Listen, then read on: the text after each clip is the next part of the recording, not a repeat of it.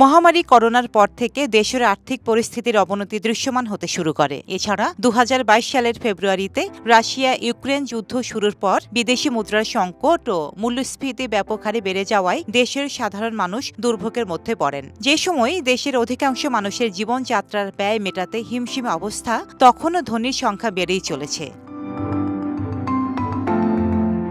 বাংলাদেশের ব্যাংকগুলোতে কোটি টাকা রয়েছে এমন হিসাবের সংখ্যা দিন দিন বেড়েই চলেছে। বিশেষ করে আর্থিক সংকট, দ্রব্যমূল্যের ঊর্ধ্বগতি ও মূল্যস্ফীতির চাপের মধ্যেও বড় অঙ্কের জমার হিসাবের সংখ্যা বাড়ছে। বাংলাদেশ ব্যাংকের সর্বশেষ তথ্য অনুযায়ী গত ৩ মাসে কোটিপতি প্রায় ৩,০০০ বেড়েছে। ব্যাংকে কোটি টাকার বেশি রয়েছে এমন ব্যক্তি ও প্রতিষ্ঠানের হিসাবের সংখ্যা ১,১৮,০০০ ছাড়িয়েছে।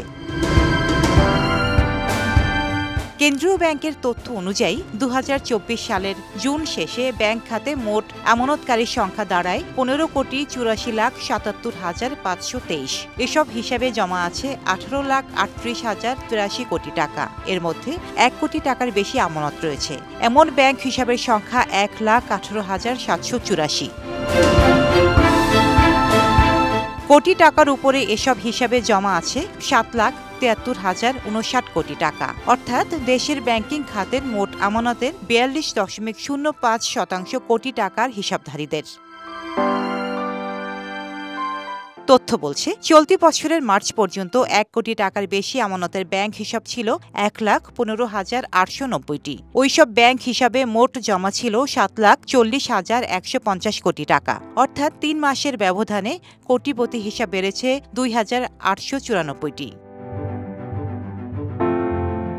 তার আগে গত বছরের ডিসেম্বর পর্যন্ত এমন ব্যাংক হিসাবের সংখ্যা ছিল ১,১৬,৯০৮ আর মোট জমা ছিল ৭,৪১,৪৬৬ কোটি টাকা। বাংলাদেশ পরিসংখ্যান ব্যুরোর তথ্য অনুযায়ী স্বাধীনতার পর ১৯৭২ সালে দেশে কোটিপতি আমানতকারী ছিল ৫ জন। ১৯৭৫ সালে তা ৪৭ জনে উন্নীত হয়। ১৯৮০ সালে কোটিপতি হিসাবধারীর সংখ্যা ছিল ৯৮। এরপর ১৯৯০ সালে ৯৪৩টি, ১৯৯৬ সালে ২,৫৯৪টি, ২০০১ সালে ৫,১৬২টি, ২০০৬ সালে ৮,৮৮৭টি এবং ২০০৮ সালে ছিল ১৯,১৬৩টি।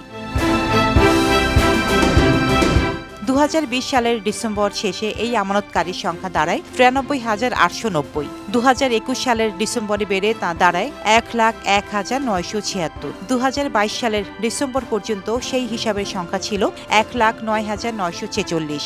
২০২৩ সালের ডিসেম্বরে দাঁড়ায় ১,১৬,৯০৮ এবং সর্বশেষ ২০২৪ সালের জুনে সেই হিসাবের সংখ্যা বেড়ে দাঁড়িয়েছে ১,১৮,৭৮৪। ডেস্ক রিপোর্ট, সাম্প্রতিক দেশকাল।